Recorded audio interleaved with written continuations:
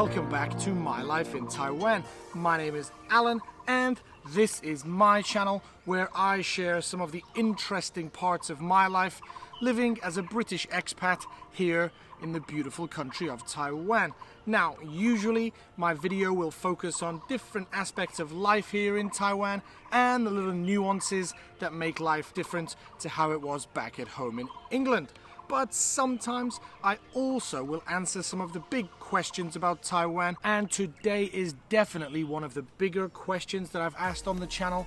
Therefore, I'm going to do my best to talk about it as sensitively and carefully as possible, while still maintaining my honest subjective opinion on the matter as I have seen it living here over the past decade. So, is Taiwan racist? An absolutely huge, broad, sweeping question that it is almost certainly impossible for one person to answer in such a generalized way. And the reason I'm choosing to talk about it today isn't just because I'm running out of things to say on the channel, but I feel that I have actually been on the receiving end of some degree of racism just recently, more of which I'll go into later. Because first of all, I feel it's very important for me to preface all of what I'm about to say with somewhat of a, let's say a disclaimer, because it's pretty common knowledge that every country around the world will have its racists, bigots, idiots and morons that will look upon somebody differently based upon the color of their skin or the color of their passport. And of course, England, my country, is one of the biggest culprits. And some we spoke to said they had experienced more racism since the Brexit vote.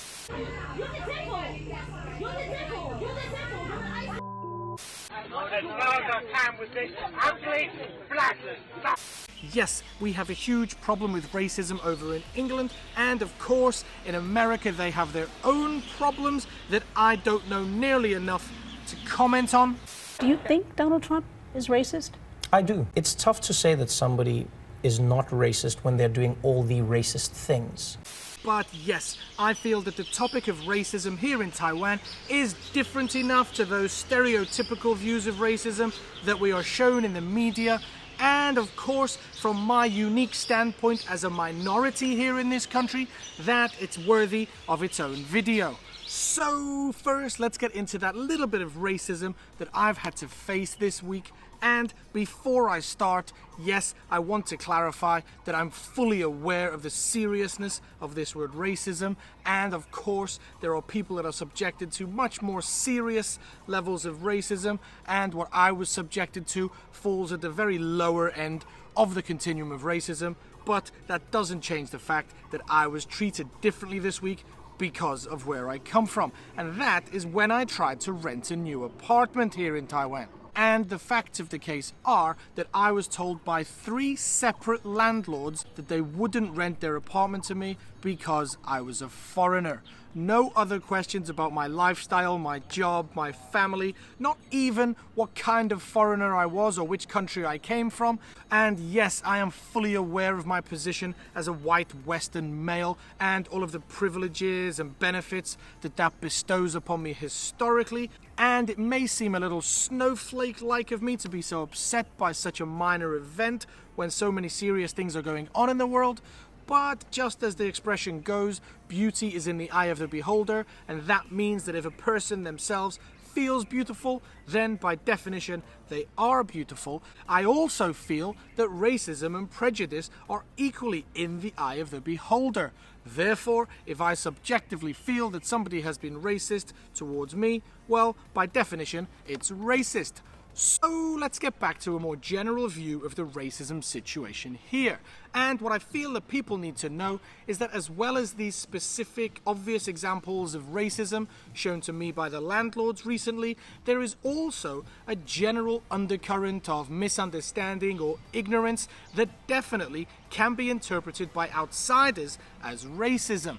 But what I tend to feel it's more of a Taiwanese people showing an interest or intrigue in foreigners and different cultures that come to their country, and definitely a lot of Taiwanese people want to take advantage of the opportunity to interact with someone from a different culture. Sometimes they get it right, and of course, as we do too, they sometimes get it wrong. Take, for example, a video made by one of my co-Taiwanese-based foreign YouTubers recently who talked about people approaching him in the street and asking to rub his beard. 不要摸，我不是猴子啊。 Now, of course, that could be interpreted as just a little bit of fun, no harm done, but if that person was from another country or a different race and people approached him or her asking to touch their hair, rub their clothing for luck, as I've anecdotally heard has happened here, then of course the fun element ebbs away and the whole situation becomes a lot more sinister. So why? Why has Taiwan developed this over-enthusiastic interest or intrigue in foreigners, especially Westerners, that could be easily construed as racism, or at very least, culturally inappropriate? Well, there's a couple of key factors that I feel could be responsible. If you take a little look at the demographics of Taiwan's population, as of October 2018, there were just 770,000 foreigners living here. Of a population of 23 million, that 770,000 makes up 3%. Just 3% of Taiwan's population is foreign. And again, I'm being very careful as to how I word this here because a large proportion of that 3% is not actually different looking as we are to the local Taiwanese population. They can probably go about their day without being pointed at in the street, 外国人. So maybe these people don't feel as differently as I do here, or indeed as differently as any other person that doesn't match the stereotypical Taiwanese looking person, whatever that may be. And the second answer comes down to tourism. Taiwan has a very strong local tourism industry. Lots of Taiwanese people enjoy traveling within Taiwan. Now, I have to say that that is changing. And I think more than 50% of Taiwanese people now get out of the country and visit other countries. But a generation or two ago, that definitely wasn't the case. And people didn't really get to see other countries that much because of the geography of Taiwan being so isolated away from the West, stuck out here on the east of Asia. Then people who did travel abroad would probably have only traveled within Asia, and it's only the super rich in the past couple of generations that would have traveled further afield and seen very different cultures, very different looking people to the Taiwanese. When I was younger, luckily for me, Europe being such a small place with so many different cultures, we could travel and hear different languages, see different people, and get to know how to deal with people of different nationalities, different cultures from an early age. I feel, and maybe as I said, this is changing, Taiwan is a little behind in this multicultural society and getting to know how to interact and get along with people from different cultures. As I mentioned earlier, this local tourism within Taiwan is very good for the economy of Taiwan and keeping money within the country. But it's probably not very good for developing the cultural awareness of the children here and trying to change this problem of Taiwanese people interacting very differently with people from different cultures and races. So I know I'm talking about this very sensitive situation from a very privileged position as a white male in a country where generally we are looked up to and often given preferential treatment in day-to-day life. I've often been given a special number at the bank in order to jump the queue and speak to the English-speaking clerk, not to mention the gifts and cards and presents I receive from my students and their parents, and the comments in the street, the compliments of, oh, you are so handsome, of course, they always go down well. And of course, there is the whole other issue of racism in Taiwan that affects the majority of immigrants into the country who are non-white Westerners and the treatment that they receive. For example, in my industry, there is a huge problem with a non-qualified but white teacher being given a job above a fully qualified Black or Middle Eastern or ABC teacher